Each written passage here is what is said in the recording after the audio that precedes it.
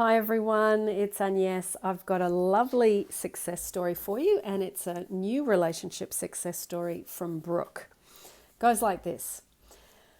I found Agnes's work a few years ago when I had lost all self-respect and did not know how to implement self-love.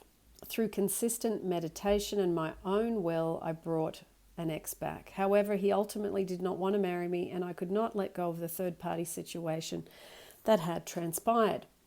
Because of self-love, self-respect, and finding a self-care routine, I was able to grow my own sense of security and no longer needed to cling to someone who did not value me. I was single for about 8 months until I met a wonderfully emotionally available man who would love to marry me. During those 8 months, I began working on the very best version of myself via a consistent routine of working out, meditating, taking good care by going to a therapist, reading books on healthy relationships, and focusing on my career. I had started making 6 figures on my own, and I got into a really good physical shape. Focusing on myself brought forth a sense of security, and it was finally safe to process lingering negative emotions. At times I was lonely, and I honestly felt immense emotional agony when I learned my former partner had moved on. However, feeling my darker feelings with the purpose of letting them go, then move through them, was for me very healing. I purged a lot of emotions that had been unsafe to feel before. I realized the negative emotions I was feeling had less to do with my former partner and more to do with resolving childhood trauma. Both of my parents had left me during childhood, and I have been shuffled around through relatives. I had had a deep sense that being vulnerable is unsafe, and I started to love the vulnerable, needy, desperate, and self-destructive side that I was screaming for my attention. I went slow with dating because I no longer wanted to have a relationship based on desperation or needy to be rescued. Instead, I observed dates, interest level, assess their relationship aptitude, and our lifestyle compatibility. I paid close attention to my feelings so as to not ignore red flags or low interest levels. I met a man who was almost perfect, and I could see myself falling in love. However, he was still married and not that into me. Instead of chasing him, I let go. I finally started to feel worthy of someone who wanted to be with me. I also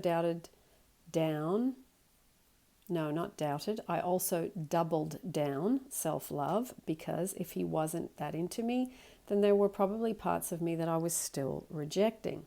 I needed to heal those edges so that I would be able to truly give love to a partner. I became comfortable being single and started savoring life again.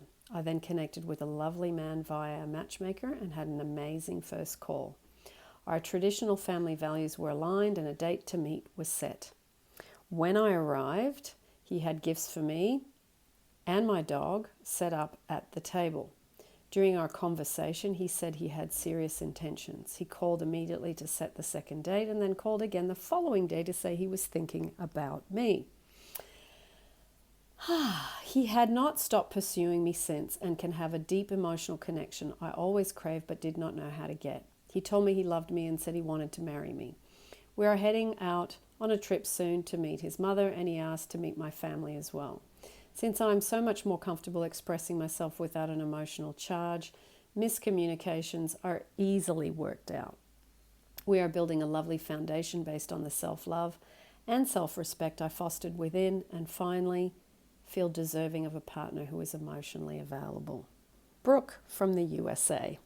Lovely, Brooke. That is absolutely beautiful. Thank you so much for sending that in. And we'll see if you are wanting to do an interview, because people always love to see the stories face to face.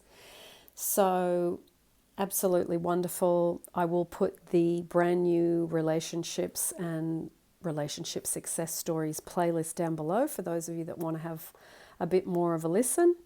And I will also forgotten what I was going to say, so forget that.